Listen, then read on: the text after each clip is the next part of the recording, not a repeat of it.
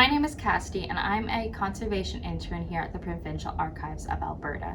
Today I'm here to talk to you about some practical methods that you can use at home to store some objects that we tend to get a lot of requests about. This includes photo albums, books, textiles, and some garments. I'm also going to discuss the materials we use here at the archives, which can be purchased in our store or online here at the archives, which are going to differ from the commercial grade materials you might find in store. First, I will give you a brief introduction into the materials we use here at the archives for general storage purposes. The first is archival tissue paper, which differs from commercial grade tissue paper that you might find at a craft store or dollar store in the production process and materials that go into it. Commercial grade tissue paper involves a lot more chemicals in the production process that can over time weaken and degrade the paper and can also cause leaching into the underlying object and cause it to discolor or weaken over time. The archival tissue paper protects the underlying object from these potential contaminants that would come from regular tissue paper or even adjacent materials. There are two different forms of archival tissue, buffered and unbuffered. The difference between unbuffered and buffered archival tissue is that buffered has an alkaline reserve that is meant to neutralize acid levels for materials that are naturally more acidic. Another material we use for archival material storage is acid-free boxboard, which we use to make archival boxes. Archival boxes are safer for archival materials because it does not off-gas chemicals as it ages like regular cardboard does, which can weaken and discolor the object within. Regular cardboard also becomes weaker as it ages and will no longer provide stable support for the contents within. Finally, we use cotton twill tape when housing archival materials. The twill tape is mostly used to tie up enclosed items for better environmental control, stability, and security. The twill tape is made from 100% cotton so that it is more stable and less likely to become brittle over time. First object we are going to discuss is photo albums. Specifically in this case, photo albums where the photographs are adhered to the pages themselves and not within photo sleeves. For these cases, we use archival tissue paper cut to size for each page that contains photographs as a protective barrier from any rubbing that may occur between photographs or any other paper products that might be within the album.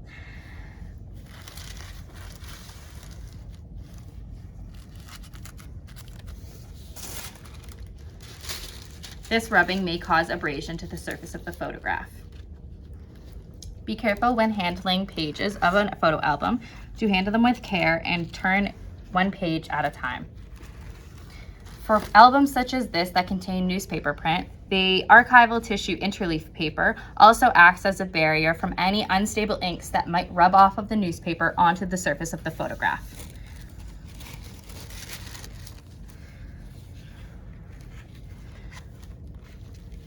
Once you have interleaved each page that contains photographs, you can then wrap the photo album itself in archival tissue, and for situations where it is available, put it inside an archival box.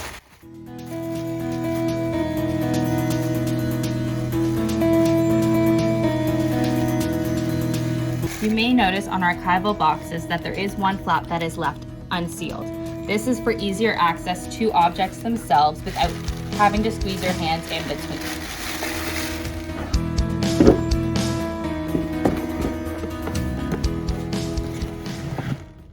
Next, we're going to discuss books. So storing archival books, most books can just go into an archival box. However, for books that are a bit more fragile and contain flaking materials, you're going to want to add additional support by wrapping it in archival tissue, such as this, where there is spinal loss.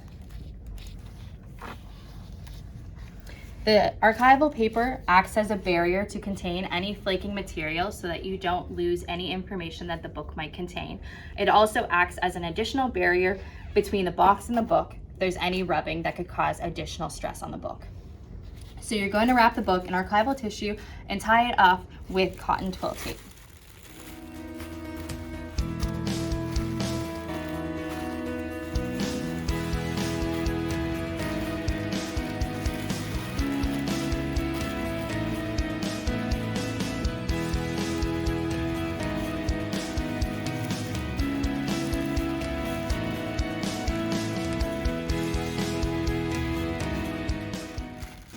Once you have the book all wrapped up, you can place it in the archival box. As you can see here, you can place more than one book in an archival box as long as it will fit. This also provides additional padding so that there is less shifting within the box. If you can't find books small enough that can also fit in the box with the other book, you can pad the box out with more archival tissue. A good trick is to provide a label on the box with a photograph of the book, so this reduces the amount of times that you will need to open and unwrap the book to know what the contents are. This also provides a condition image of the book before you put it in the box for future reference in case you open it and find that it's changed at any point. I would like to emphasize, please do not use plastic when wrapping archival books. This plastic can cause static electricity that can cause further flaking of the book, and it can also be an environmental conductor of water that can produce mold growth. Next, I'm going to show you how to roll a flat textile for storage. Typically, smaller flat textiles such as this one would not need to be rolled for storage. However, for this exercise, I'm going to use this as an example. For larger textiles, you're going to want to roll it on cotton and with some form of tubing, cardboard tubing wrapped in mylar, or you can use PVC piping wrapped in raw cotton. First, you're going to want to double check that there are no pins or staples in your flat textile before you roll it, so to ensure no staining, such as this has, over time. So first, you're going to flip your textile so it is stitch side down onto the cotton, so that way when you roll it, it will be stitch side out, which produces less tension on the stitching itself.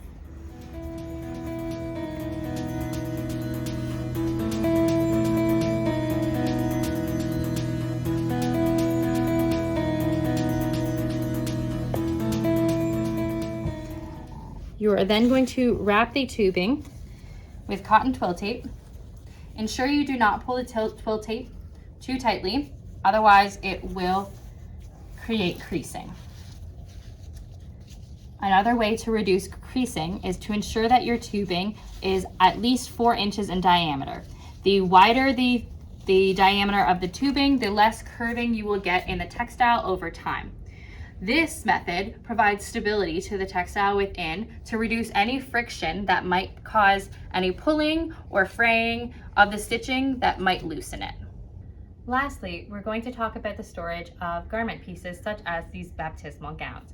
It's important to store and wrap garment pieces to protect them from any dust, light, or water that could weaken fibers or cause any discoloration. Before you wrap or store any garment pieces, you need to make sure that it is clean and free of any pests or mold or any pins or staples that could cause staining or fragility later on.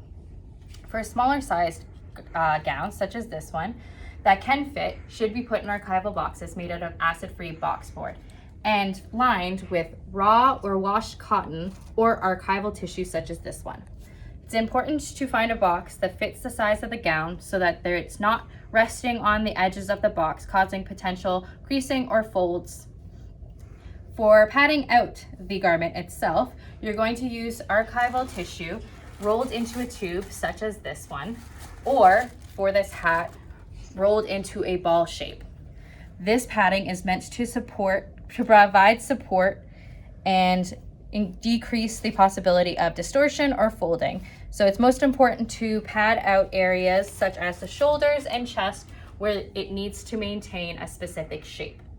For this archival tissue, you're going to want to use unbuffered archival tissue for general textile storage, as unbuffered is generally safe for all textiles, whereas buffered is only safe for some.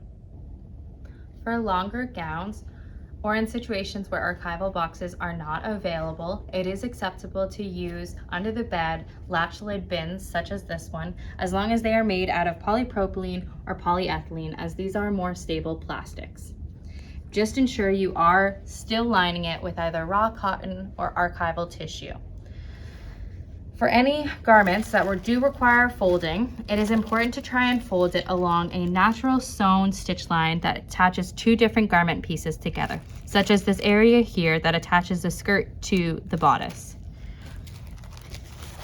Also, in situations where folding on the sides is required because you cannot find a box that is wide enough, make sure that you are padding out all folds, such as here.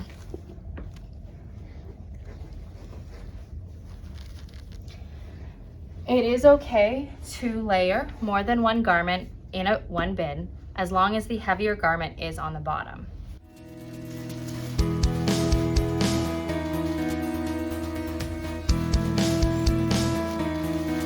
Make sure you have a separating layer of archival tissue between the garments as well.